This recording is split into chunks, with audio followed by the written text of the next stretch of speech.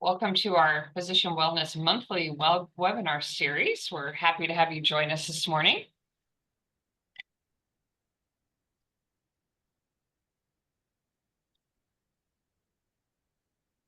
Just some housekeeping.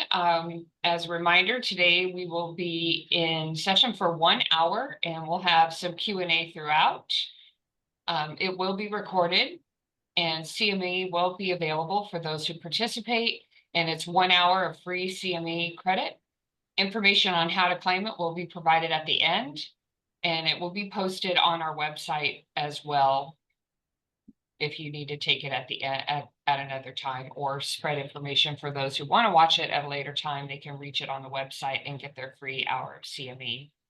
Any resources that are mentioned during today's call will be emailed to the participants following the webinar. We encourage questions throughout. You can submit them at the time using the Q&A chat feature.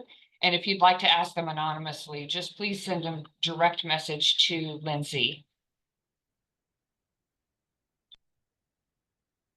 There are, as far as disclosures, the Planning Committee have no relevant financial relationships to disclose. Its accreditation is through the Nebraska Medical Education Trust. And joint sponsorships, this activity has been planned and implemented in accordance with the essential areas and policies of the Accreditation Council for Continuing Medical Education through joint sponsorships of the Nebraska Medical Education Trust and LifeBridge Nebraska. The Nebraska Medical Education Trust is accredited by the Nebraska Medical Association to provide continuing medical education for physicians. Today's speaker is Dr. Stephen Dolter. He's Chief Medical Information Officer at Children's Nebraska.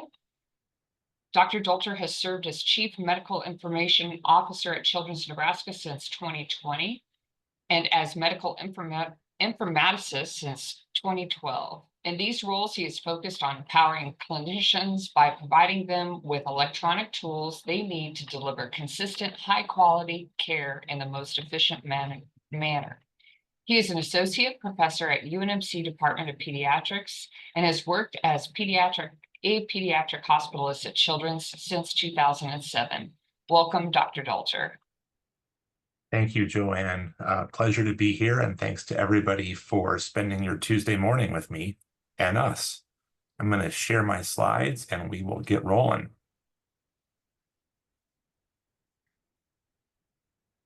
Everybody see these okay and hear me all right?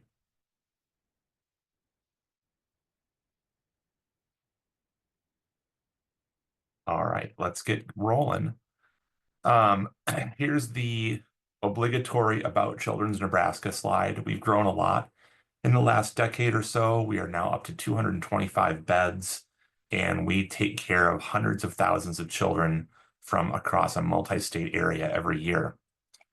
We've also been very busy when it comes to winning stuff. So in 2024, here is a list of some of the high-profile awards that we've won in the IT department, the Class Pinnacle and Breakthrough Awards for EHR satisfaction for both physicians and nurses. We were one of just 2 organizations in the country to win all 4 of those awards. This won't mean anything to a lot of you, but in 2024, we achieved HIMSS stage 6 of 7 and CHIME Most Wired level 9 of 10. And our goals are stage 7 and 10 for 2025. We won the Class CHIME Synergy Award, again, one of 2 organizations nationally to do that. And we were named as the AIM Institute Tech Company of the Year. The theme for today's presentation is going to be this: rule your life with technology. Don't let technology rule your life. And we're going to be talking about some things that all of you are familiar with, for better or for worse, like the EHR, artificial intelligence, alert fatigue, inbox management, setting up some digital boundaries, and then we're going to conclude with some uplifting talk about technology that can be truly useful for you in your professional and your personal lives. So let's hit EHR efficiency and usability first. And we're going to talk about 4 things here: workspace customization, filters and chart search, non-AI documentation tools that all of you probably have access to right now, and then AI-powered automation that is coming soon to an EHR near you. So it's no surprise that EHR customization has been associated with higher provider satisfaction and decreased levels of burnout. I picked 3 high-profile articles to highlight here, but there are literally dozens, if not hundreds of these out there, and they all conclude the same thing. This is from class research, but they all conclude that rates of burnout are still high, but appear to have plateaued. There is high trust in organizational leadership and IT around EHR is correlated with lower provider burnout, probably because the people who are trustworthy are making the EHR efficient for everybody. Reducing after-hours workload can decrease burnout significantly, no surprise. And organizations that implement burnout prevention programs are seeing real results. And these burnout prevention programs aren't necessarily formally organized. They can just be underlying missions of the EHR teams that seek to allow providers to perform their work as efficiently as possible. So when it comes to EHR efficiency and usability, what can you do to make your life easier? Well, the first thing is look for these 3 icons or something similar in your EHR, the wrench, the hamburger, and the star, because these are all places or buttons that you can click to customize your work area.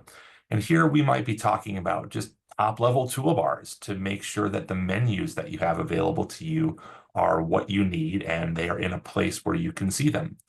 These could be patient lists and schedules, making sure that the information that you find the most important is at your fingertips and somewhere where you can find it easily. Or activity tabs, rearranging the way that your EHR screens are organized so that the things that you do the most are at the surface and the features that you don't use are hidden away in menus that don't clutter up your workspace. These could be overview screens and reports.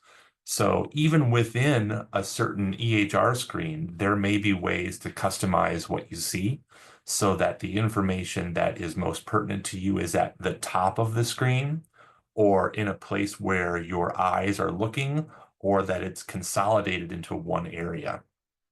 You can customize lab displays. Do you want your labs to read from oldest to newest or newest to oldest? How do you want them organized as far as what the lab actually is? Do you want some graphs? Do you want fishbone diagrams? Lots of these things are configurable, and you can bend the EHR to suit your needs. And finally, order sets and preference lists. What do you order most frequently? And why aren't those things already at the top of your orders search window? Filters and chart search. So these are powerful tools that let you drill down to see only the documentation that you want to see. You can save these lots of times for one-click access later. So if I only want to see clinic provider notes, I can set that up as a chart filter. That way, all of the other notes that get filed to the EHR don't get in the way of the information I'm searching for. And then chart search has come to EHRs. We used to hear all the time providers say, I wish I could just Google the chart like I Google the internet. Well, now that's possible. So I use chart search to find lots of obscure data, or if I can't remember where something gets filed away, I'll search for it. I search for names in charts to see if a certain provider has seen a patient before. I search for my name in the chart to see if I've seen a patient before. That way I can go back and read my last note. And when I walk into a room, say, hey, how are you doing since the last time I saw you 5 years ago? And it's amazing to see faces light up and patients say, wow, you remember that? And I have to smile and in my head say, no, I didn't remember that, but I do know how to use chart search. AI, non-AI documentation tools can also help you with your day-to-day workflow. These include note templates. So the old paradigm is I start my note with a blank piece of paper. And in the days of copy machines, I might have typed out on a word processor, a note template that then I just filled in with the text that I wanted to write. Well, these exist electronically now. So if you're starting notes from a blank screen, boy, have I got a tool that's going to save you a lot of time. These note templates are customizable. Your EHR teams can build them for you and include anything that you want in there. So not only are there headers for you to document in or under, but these note templates can pull other parts of the chart into your documentation for you so that you don't have to type it out manually. These include things like vital signs, laboratory data, radiology exams, nursing flow sheets, current medications, all sorts of things. Oftentimes, these templates are not customizable by the user. So if you want to have one customized for you, you'll probably have to talk to your IT team. There are, however, some tools that do allow you to customize them. One is a set of tools, and the name varies by the EHR, but that take a word that you type, sometimes starting with a punctuation mark, and expand it to a block of text. So if you find that, for example, you send your asthmatics home from clinic with the same set of instructions for what to do if they have an asthma attack every time, and you want to document that in your note, that's a place where you can type a single word and then have that word expand into an entire block of text. What we're doing here is just saving keystrokes and saving mouse clicks. And I know that each keyboard stroke and mouse click only takes 1/10 of a second, but those tenths of seconds add up to minutes or sometimes even hours a day.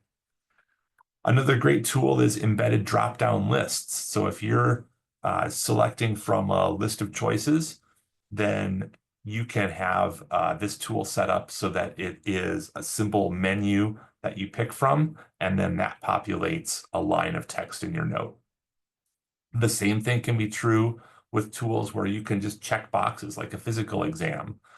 So you can document your physical exam by checking boxes, and that translates to text in a note. User dictionaries are also becoming very popular. So these are tools that allow you to customize the way that the spell checker in your EHR works. And if you get clever with spell checkers, you can actually make them do some work for you. So in our EHR, I noticed that lots of obscure drug names were not recognized. And so I started playing around with this and I said, okay, well, recognize that as correct because I know I typed it correctly. And that just gets rid of the underline, but it's not super useful to me. But what I noticed is that I could manipulate autocorrect to my advantage. And when I say that, what I'm doing is intentionally typing a word that I don't want to appear in my note and letting autocorrect, which I've programmed, change it to something that I do want to appear. So I don't like using trade names of medications in my documentation. I prefer generic names for lots of reasons. So when I type Tylenol in my note, because Tylenol has fewer characters than acetaminophen, autocorrect will automatically change Tylenol to acetaminophen. I've done this for dozens of drugs, and I even have case-sensitive versions. So if I type lowercase Tylenol, it does lowercase acetaminophen. If I type uppercase Tylenol, because I'm starting a sentence with it, it does uppercase acetaminophen. So again, just saving me a few seconds here and there, making my notes look the way I want them to look without as much typing. A big tool to use to document or to streamline your documentation is speech-to-text dictation. There are numerous vendors out there who offer products in this space, but it is very powerful now to be able to dictate into your computer. Gone are the days of dictating into some sort of device with a cassette tape in it that would get transcribed later. This is real-time dictation. And oftentimes you don't even need a proprietary microphone connected to your computer. You can use your smartphone now. So that has a couple advantages. Not only can you do this from anywhere, you can do this from home, from your clinic, from the random workstation next to the operating suite, but you have the device already. It's always with you. You don't have to carry it around, carry an extra microphone around. There's nothing else that someone might take from the workstation. So very powerful tools that can help you save time. But we didn't come here to talk about stuff that you probably already knew about. We came here to talk about fun new things like AI-powered automation.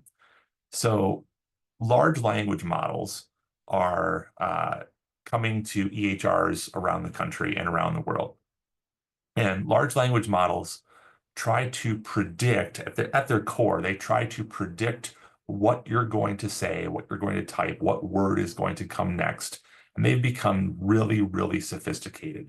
And when we turn large language models loose on the EHR, we come up with tools that can summarize charts. So imagine how convenient it would be to have your EHR automatically summarize a 2-week hospital stay for you by reading through everyone's notes and generating a hospital course for the discharge summary in about 10 seconds. That would be really nice, and that is already happening. These large language models can also power text assistance so that you can highlight a block of text and have the EHR translate it into something that's easier to read by parents or more technical or just something that is said more succinctly while still getting the message across.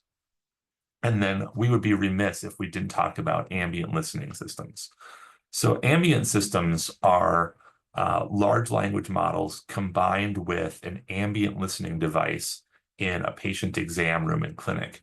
And wouldn't you know it, but that device is just your smartphone again.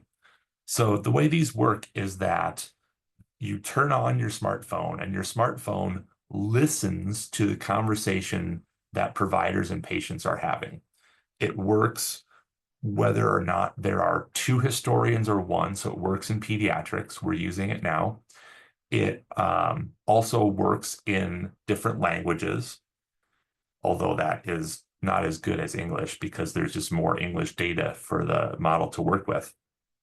And then the model will transcribe that conversation into a coherent, formatted note.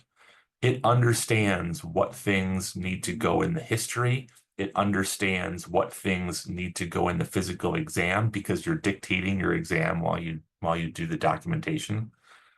It understands what things go in past medical and family and social history. It knows how to disregard chit chat and small talk and things that aren't pertinent to the medical conversation. And it's instantaneous.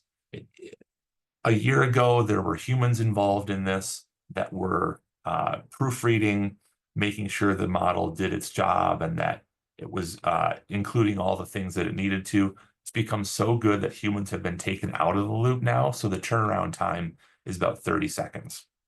And I'll be the first to admit that when I first heard about this, I thought there was no way that it could do what it claims to do. It took a live demo with me pretending to be the patient, saying absolutely ridiculous things that didn't make any sense in a completely unrehearsed environment in order for me to believe that it worked. But it works. And it is one of the most magical things that I've ever seen any electronic system do. It saves time. It writes in natural language.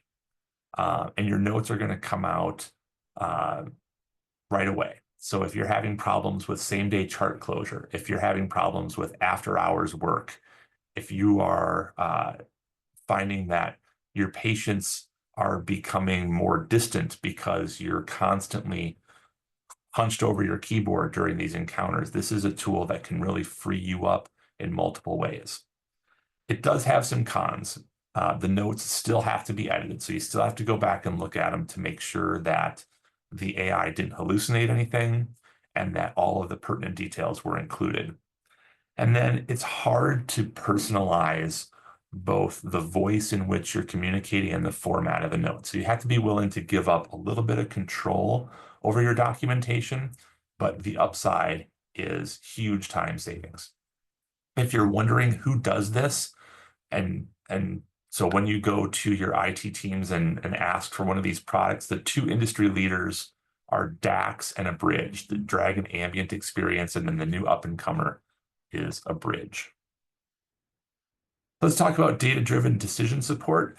So decision support is tools in your EHR that help drive clinical decisions and standardize the way things are done, and oftentimes remind people of the right thing to do.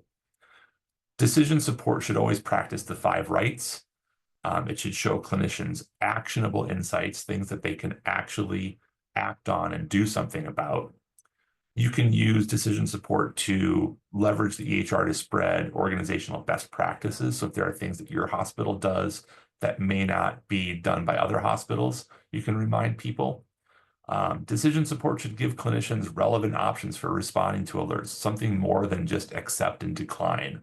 Allow them to go places in the EHR and actually do stuff in response.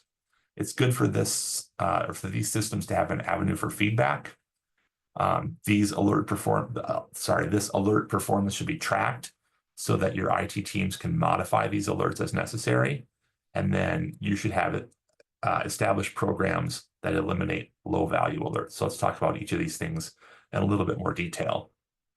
First, with the 5 rights. The right information delivered to the right person via the right format and channel at the right time.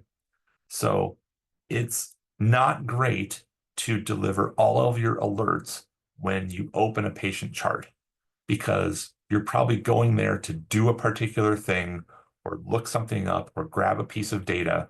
And this is not the right time to remind you that your patient isn't in the right kind of isolation, or that their immunizations are not up to date, or that they're on 2 medications that have some kind of interaction.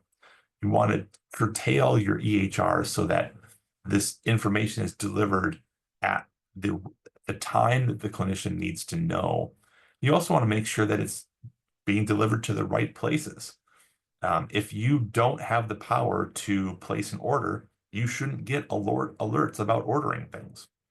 If you are trying to order isolation, then you should get the isolation alert at that time. Next, you want to show clinicians actionable insights. So these are things like recommending VTE prophylaxis for immobilized patients. Don't just warn your clinicians that your patient is in an immobilized state, but give them the option to order the VTE prophylaxis directly from the alert. How about aggregating vital signs and lab data and then displaying a sepsis alert when all of that data aligns and your patient may be in trouble without you realizing it? Or if you have some kind of new workflow or a policy change, use decision support to educate your providers regarding those things. This takes a concerted effort by the IT teams to really think about your alerting strategies and make sure that you're doing the best job you can. You can educate your providers about organizational best practices. So we all know that no one reads their email. We all know that no one reads newsletters. We know that if you cast a wide net, oftentimes your message gets ignored. And decision support can be a great way to provide this just-in-time education for your providers when they're doing the thing that you want them to do differently. Give them response options to alerts. So you can structure alerts to place orders directly from that alert or jump to an EHR activity. Give them the option to hide the alert for a period of time. So if a clinician sees the alert and says, that's valuable to me, but it's not something I'm doing right now, I want to come back to that, you can now snooze these alerts in certain EHRs and come back to them later. And then provide some way to track acknowledgement reasons. And so behind the scenes, your IT teams can see how you're responding to alerts and change them for the better. We also have a thumbs up, thumbs down button on all of our alerts. Don't worry, Richard Adams is not actually a real patient. So if you click the thumbs up, thumbs down, you can type to us in IT and you can tell us what you think of this alert. And this happens all the time. So we hear from providers that something in the alert is no longer applicable, or they wish it had a different response option, or they don't find it valuable, or it fires at the wrong time. And every month we sit down with a decision support work group and go through all of this feedback and use it to help make our alerts better. That same work group also looks at alert performance across our system. So our EHR vendor gives us a quarterly report about all of our alerts, our interruptive alerts that fire, and how people respond to them. And then they suggest changes to the alert, oftentimes restricting who sees it or restricting the times that it fires, the triggers, and making sure that the alert options that the provider can select are actionable. And so we use that to curtail the number of times that these interruptive alerts fire, because just like Syndrome from The Incredibles, who said, if everyone is super, no one is, if every alert fires all the time, none of them have any value. So what we want is for a clinician to react to an interruptive alert by saying, oh my gosh, what's that? I've never seen that before. I better pay attention to it. But when these things are firing in their face all the time, we lose that impact. And then we've already talked a little bit about this. I would encourage all of you to get your IT teams and your IT leadership to establish mechanisms for EHR feedback. Force them to listen to you when you tell them what alerts are good, what alerts are bad, what alerts need to change. And then push for clinician involvement in the EHR design and build. I think one of the major factors that has allowed us to be so successful at Children's is that we have 8 physicians who work intimately with our IT team to not only design our alerting strategy, but also really influence the way that our EHR is built and how it functions. All of them are users of the EHR as well. So they are governed by the systems that they help create. And I think that's one of the major strengths of our IT department here. So we can't talk about alerts without talking about alert fatigue. And this could be in clinical messaging or email or personal messaging and other apps. So here's a conversation that you might have seen on a clinical text thread near you.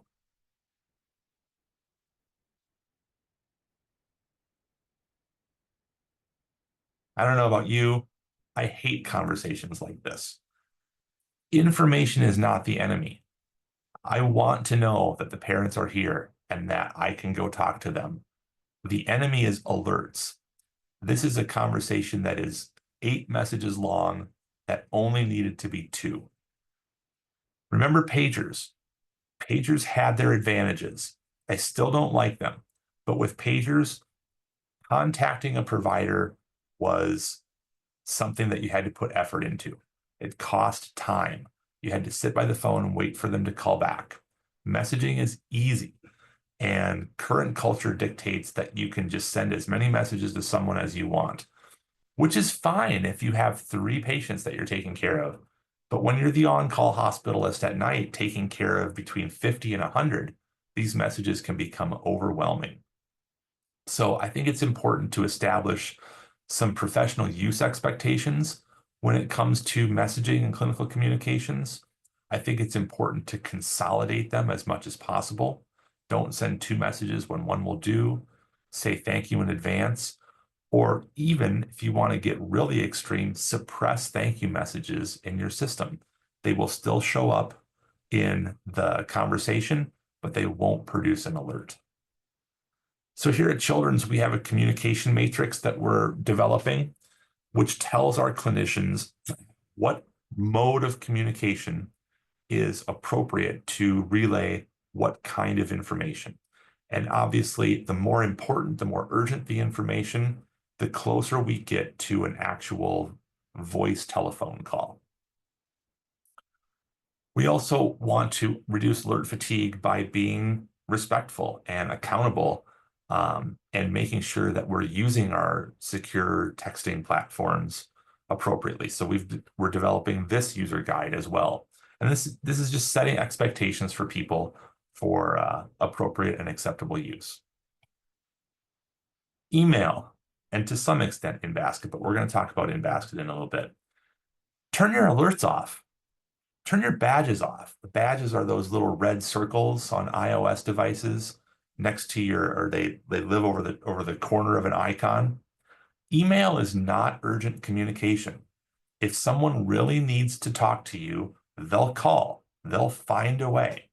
Don't be a slave to your email.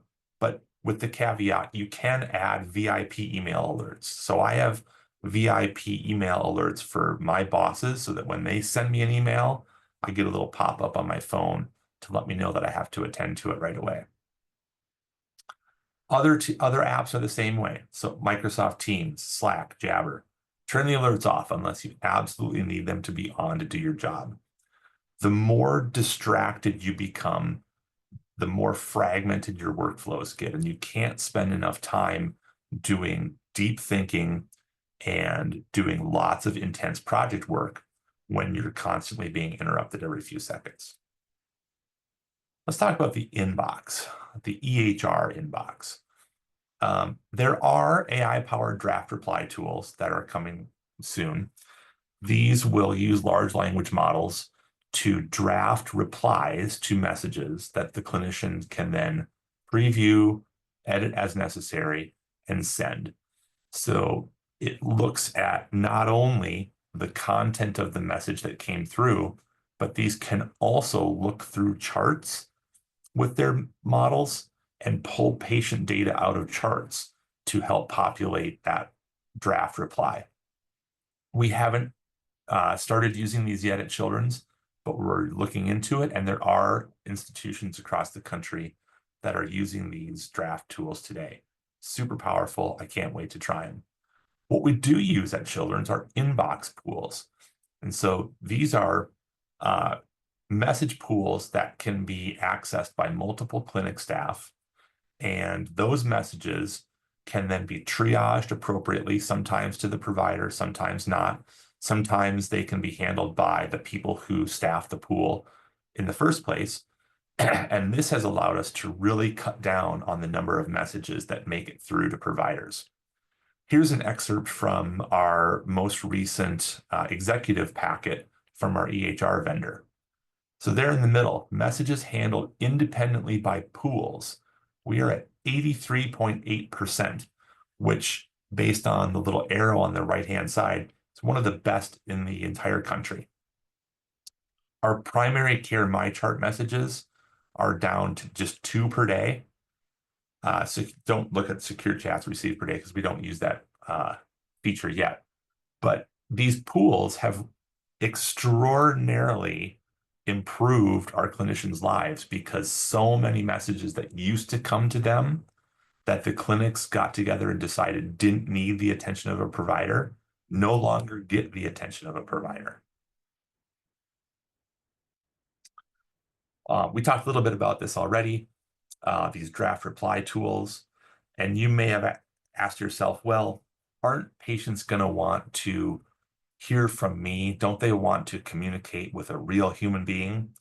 Well, in JAMA last year, there was an article that compared physician and artificial intelligence chatbot responses to patient questions, and it actually found that the chatbot responses were judged to be more empathetic and more caring, and they were actually preferred over the responses from real humans. We're wrapping up here. We're going to talk about digital boundaries next, pajama time, social media, and other personal apps. So pajama time is time spent working outside of clinic hours. It's trackable in some EHRs. It's trackable in ours, so we know who our pajama timers are. It could be by choice. These could be providers who want to go home, spend time with their family while their kids are still awake, and then they log back in after they put the kids to bed and finish up their day's work. But lots of pajama time could be a sign of inefficient EHR use. So if this is you and you are not choosing to do this, there are avenues for help. Talk to your colleagues who don't do a lot of pajama time. Talk to your IT teams about lots of the tools that we've already discussed here to see if you can make those work for you. Set digital boundaries with social media. So social media, as I'm sure you're all aware, is optimized to keep you engaged and sell you stuff. It is not for you to keep up with your friends. It is not for you to show off your life. It is there to sell you stuff. Algorithms track your activity. They show you the content that you want to see, so you will stay engaged with that social media platform. Alerts and badges exist to suck you back in when you're trying to make your way out. If the app is free, you are the product. So I realized a couple of years ago that I was starting to have a problem with boundaries and social media. So here's what I did. Number one, I turned off any alerts that I had on. Great. Number two, I just took all of those apps and I moved them to their own folder so that I had to tap just to see them and then tap to launch the app. And that alone, that extra tap that I made myself do, was enough that I started to not use them. And then step three was, once I realized I wasn't using them, I deleted the apps entirely. And I gave a similar talk to this one a couple weeks ago at a conference, and I got an email from one of the conference attendees a week later saying, I did what you said. I moved the apps to their own folder, these things that were causing me to doom scroll.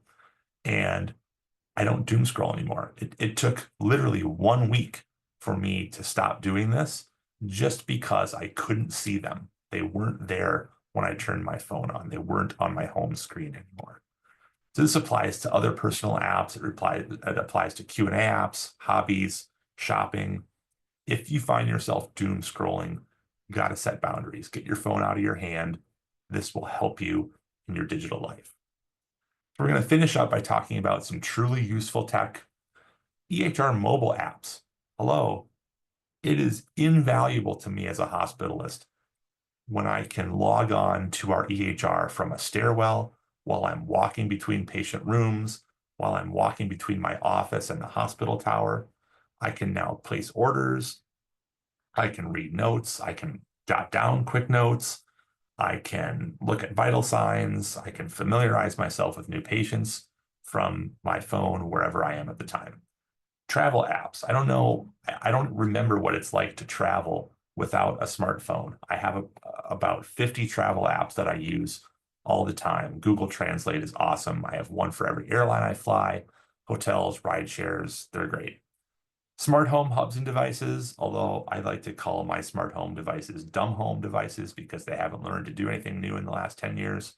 But you can control your lights, you can control your thermostat, little things to just save time at home. Subscription services. So I don't carry around a binder of CDs in my car anymore because I have subscription services that let me listen to whatever music I want. And then, of course, laptops and tablets. Having your computer with you all the time, anywhere, is really valuable. So not all tech is bad. Remember, you want tech to help you rule your life. You don't want to let tech rule your life. And with that, I'm going to open it up for questions. I'm sure there were a lot that I didn't see in the chat. And yeah, take it away. Questions. Certainly anybody can come off mute and ask questions, but I do have a few that came in through the chat, so I'll just kind of go to them in order. One of them that came in is, are there best practices for setting patient expectations regarding response times? Are there best practices for that? I don't think so. I think that varies by institution and probably the health acuity of your patients, but that is something that is very important to communicate with them up front and say, yeah, when you have an urgent issue, we expect you to call the clinic and talk to a real person. If you send a message, we may not be able to get back to you within a certain time frame, and define that time frame. If it's 24 hours, say it's 24 hours. If it's 48, it's 48. And we make sure that in our patient portal, we have language that sets those expectations for parents. So that's something that your IT teams can do for you so that your patients know when they can expect a reply. Great question. Another one we had come in, how can physicians advocate for some of these changes within their own organizations to improve EHR? Another good one. I think it starts with going to your division chief or your division administrator and saying, hey, do you have any inroads with the IT department? Or is there another user that I don't know about in the division, in the department, in the clinic, who is not having the trouble that I'm having? If you have a chief medical information officer or someone similar, that person is probably waiting, like I am waiting every day for someone to send me an email and say, hey, this thing in the EHR needs to be better. And if you don't have that person, maybe you are that person.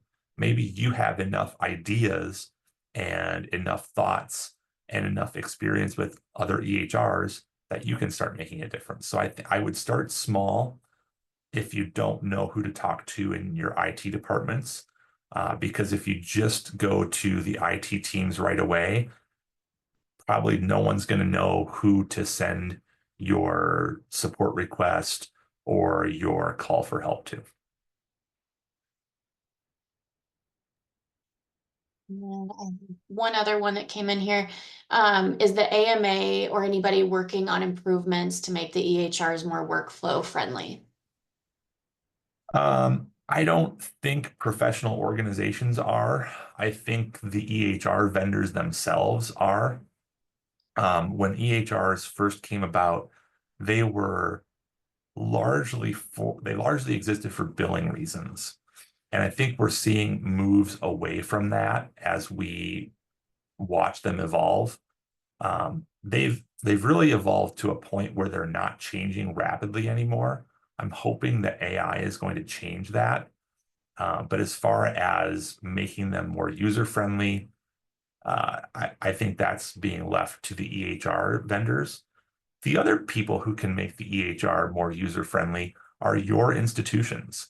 So when we went live with our EHR in 2013, we customized a lot of it to fit our existing workflows. And it's common now to let your EHR shape your workflows instead of the way we did it.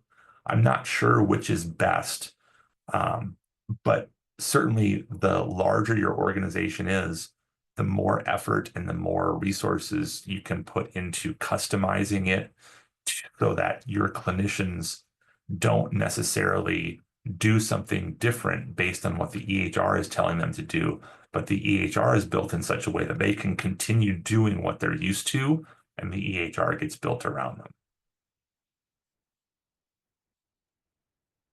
Thank you. Any other questions from the group here? Dr. Dolter, I was wondering if you could comment. I worked with a large health system outside of state, big hospital, lots of clinics. And one of the approaches that they took was to consider their EHR. It was a philosophy. They considered their EHR as a work team member.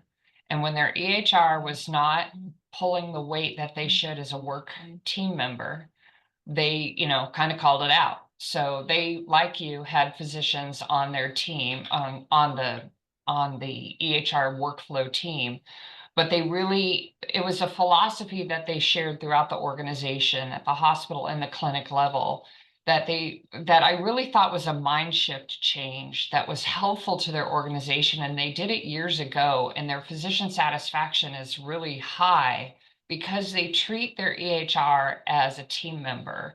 And so when that team member is letting them down, they swarm on it like, hey, you're part of the team and you're not doing your job like it should be done. And I just think that if more institutions kind of took that, and it sounds like you do at your institution at Children's, that is like the first problem. Instead of it just being a tool, it it's a team member and it has a role on the team and it needs to be optimized, specifically so it's doing its job as the team member. And I think that mind shift change really helps for leadership to think about it that way. And maybe, I don't know, could you comment on that? I think that's really interesting because it personalizes the EHR, which most people think of as just another computer program. And as we all know from political climates across the world, one of the first steps in hating something is to depersonalize it, or hating a group of people or hating another country. You depersonalize those individuals. And so if your EHR is depersonalized, it can easily become the villain. It easily becomes the scapegoat that you can just blame for anything. But when you personalize it, you can't just blame it for things. You have to ask it thoughtful questions like, why didn't it know that? So let's say, let's talk about a resident. I was Mark Wilson's resident way back in another time and era, but he might have asked himself, why doesn't Dr. Dolter know that piece of information? He wasn't blaming me for it. He's like, why didn't he know that? Did he not look in the right place for it? Did he not know where to find it? Is it just not in his knowledge database? Did I not tell him that? Did someone else not tell him that? And so when you realize that the EHR is just underlying everything, it's just a database. It's just a database. And so we have to make sure that the data goes to the right place so that we know where to find it. Sometimes it's us that are to blame for not putting the data in the right place. Sometimes it's not the EHR's fault. I do lots and lots of case reviews, and so many times the problem comes to me as the EHR didn't do X, Y, or Z, and that led to a bad outcome.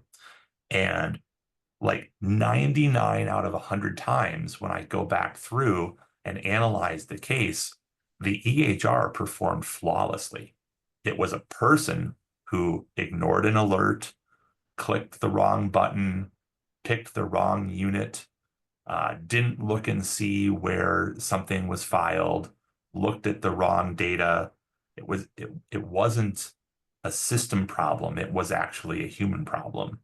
So by treating the EHR like a human, it's harder to vilify.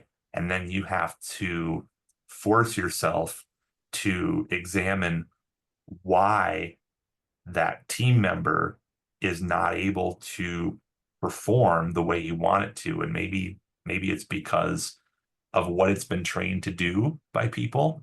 Maybe it's because of what it's been told to do by people. But either way, it really it gets you into thinking collaboratively about your EHR and trying to build it rather than just think it's a thing that's there static that you have no influence over. So I like that. I like that philosophy. Yeah, it was impressive. Any other questions or thoughts from the group? Steve, Mark Wilson here. When you were my resident, actually, you knew everything, so I didn't have to worry too much. One of my frustrations, and again, this was early on, and certainly more progress has been made since I was active. But one of my frustrations was getting everybody on the same page in terms of standardization, so that when I went to look at an op note, I knew that line 5 was, estimated blood loss. I wouldn't have to search for that. And same way with a discharge summary or a history and physical. Everybody has their own idea of how it's to be done. What progress have you made at Children's, or is there any progress at a larger level in terms of organizations trying to standardize this for everybody? The sad answer is that we've made no progress at Children's trying to fix that issue. It rears its head in many circumstances when it even like the basic format of notes. Is your assessment plan at the top of the screen or is it all the way at the bottom? What did you choose to include? Did you choose to include all the history sections in your note? Or now that we don't have to for billing reasons, did you choose to include none of them? Because people will always have access to those customizable smart tools for documentation, they'll always be able to create their own note templates and they'll always be able to write their notes in whatever format they want. So until somebody in hospital leadership is willing to cross that bridge and say, your notes will be a certain way, and if they're not, you're going to have to go back and redo them, we're not going to make any progress. The problem with that is nobody across the country is doing that I know of. And so we risk ultimately losing people because we force them to do things that they don't want to do. The best we can do right now is just make what we want to happen the easy thing.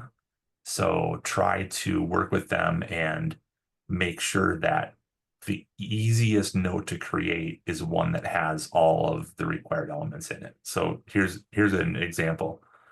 We were and still are struggling with restraint documentation because people were not writing all the necessary things in their restraint note. So in our alert about restraints, that is triggered if the nursing flow sheet says restraints are applied, but there's no note of a certain type, then this alert will fire for providers. So in the alert, there is a link that lets you document a note. And when you click the link, a note appears in the sidebar, and then the note is the right type. And inside the note is a template that pulls in automatically. And that template has all the necessary stuff in it in a certain order that makes sense to us. And all the things that you have to document are wildcards that you can't sign the note until you fill out. So that's kind of the best we can do right now, but that is still something that gives us a lot of trouble.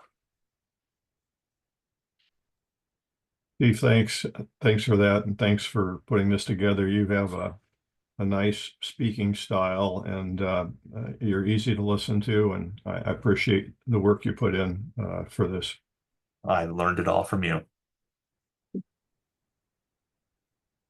Well, thank you so much, Dr. Dolter, for joining us. This really was helpful. Just as a reminder, this topic came about with our LifeBridge Physician Wellness Program as something that really rose to the top that concerns people, or maybe reasons they might call in to connect with our coaches. So that is available to any Nebraska licensed physician here. Dr. Schaefer is actually one of our coaches, so has taken a lot of these calls and requests.